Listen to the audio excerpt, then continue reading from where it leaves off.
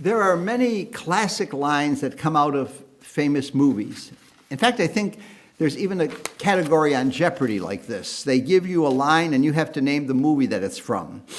One very famous line comes from the 1950 film Sunset Boulevard, starring Gloria Swanson as Norma Desmond, an aging silent film star, and William Holden as Joe Gillis, a struggling young screenwriter. William Holden's character is in Norma Desmond's house, and she thinks he's an undertaker who has come to bury her dead pet monkey. He tells her that he is not an undertaker, but that he only pulled into her driveway because he had a flat tire. As he is about to leave, he turns to her and says, "Wait a minute. Haven't I seen you before? I know your face. You're Norma Desmond.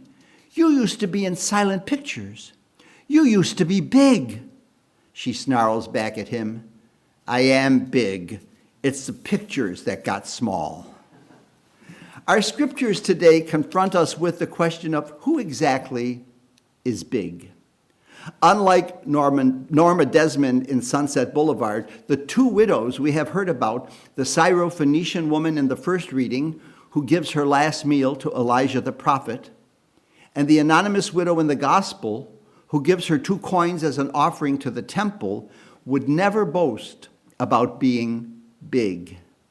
They were both invisible to the legal, religious, political, and social eyes of their society. Disadvantaged by poverty and vulnerability, if seen, they would have been viewed as the object of pity at best or abuse at worst. As the Gospel of Mark tells the story of the widow's mite, it takes place in the middle of Holy Week. As Jesus moves towards his cross, he pauses to watch a poor widow put 2 small coins into the temple treasury. She gave her all, as he soon would too.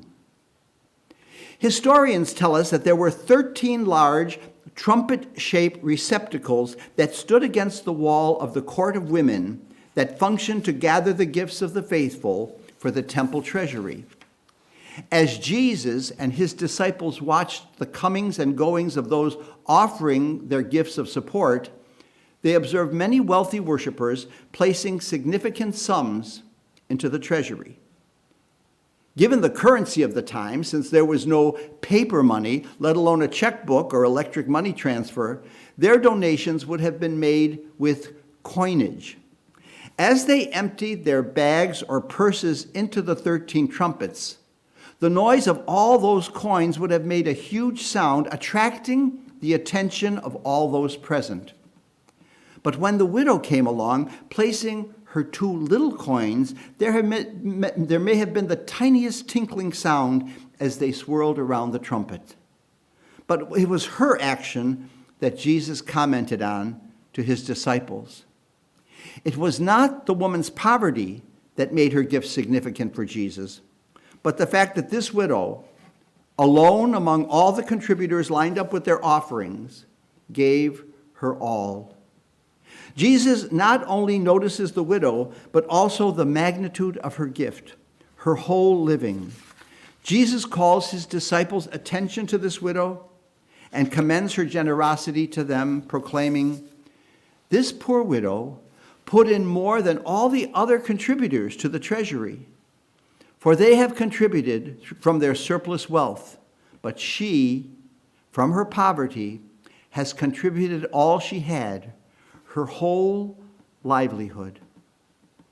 But there's another lesson to be learned here, and that is that the widow's action, while admirable, is also a subversive indictment of everyone else's failure to share. Neither this story nor the story of the widow of Zarephath in our first reading would have taken place if the system of shared responsibility that was designed to ensure that there would never be a poor widow in all of Israel had been followed. The Torah regards widows as subjects of special attention and deserving of charity because of their defenseless legal and financial position. Jesus' praise of the woman's action is also a prophetic denunciation of the members of the temple establishment who took advantage of such vulnerable people. In the scene immediately preceding this one, Jesus condemns the scribes for, among other things, devouring the houses of widows. As Barbara Brown Taylor says in her book, The Preaching Life, nowhere in this passage does Jesus praise the widow for what she is doing. He simply calls his disciples over to notice her and to compare what she does with what everyone else is doing. He invites them to sit down beside him and contemplate the disparity between abundance and poverty, between large sums and 2 copper coins, between sacrifice and the real thing. He does not dismiss the gifts of the rich. He simply points out that the major characters are minor givers, while the minor character, the poor widow, turns out to be the major donor of them all. And going back to the beginning in this case, who would Norma Desmond say is big? The widow, of course. And we could end here. But no, it's November, and you know what that means. Well, maybe you don't. Every November, pastors are required to give an end-of-the-year report to their people. To this end, our staff has prepared a wonderful annual report, which, if you're a parishioner, you may have already received in the mail, or it'll be coming soon. Or you can read it on our website. And although the annual report usually focuses mainly on the treasure portion of stewardship, that is how you support our ministries financially, this year we made an intentional decision to focus on the other important parts of stewardship, namely time and talent.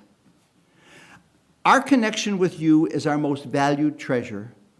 You are the reason why and how we continue to thrive and carry out our work. As Pope Francis says so often, we are here to accompany each other on our journey.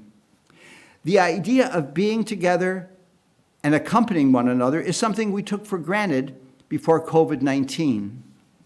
I think we can all agree that this is something that we are far less likely to take for granted ever again. We know that the core of who we are and what we are to each other lies in being a community. By sharing our gifts and talents, we all play an important role in helping us move forward. Community is key. Your time and talents are the things that have kept us moving forward. Among the wonderful things listed in this report are the number of sacraments we have been able to celebrate this past year: baptisms, first communions, confirmations, weddings. And as I often mention at these celebrations of the sacraments after a year of lockdown, cancellations, and disintegration, all of these sacraments are signs of promise, signs of hope, that there is a future for us in the church and in the world. Our school is open and running with enthusiasm and joy, and our social justice programs continue to address so many critical issues from the local to the global. More signs of promise and hope. And finally, the inevitable, a couple of words on finances.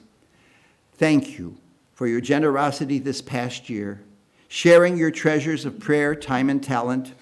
Your support has enabled us to sustain our parish and school during a very challenging time. We are grateful to be able to say that this past year we operated with a balanced budget for both the parish and the school. This was possible because of your generosity and our hardworking parish staff. We're also happy to let you know that because of your support, we have been able to keep all of our parish and school staff employed throughout the pandemic. And now also a word of special thanks to all of you who are part of our online parish, both near and far. Your kind words, greetings, emails, cards, and your financial donations are so encouraging and so very deeply appreciated. Finally, we want you to think of us as always being here for you. We've set up a new special email account that you can use to get in touch with any needs you might have. To let us know, you can email us at whatdoyounneed@stjosephbuffalo.org. That's whatdoyounneed@stjosephbuffalo.org. Well, that's it. Another year done, a year like no other. And not only did we survive, we thrived because of one another. A lot of things have gotten smaller during this past year, but because of you, like Norma Desmond, we're still big and we're still here. Thank you, and God bless you.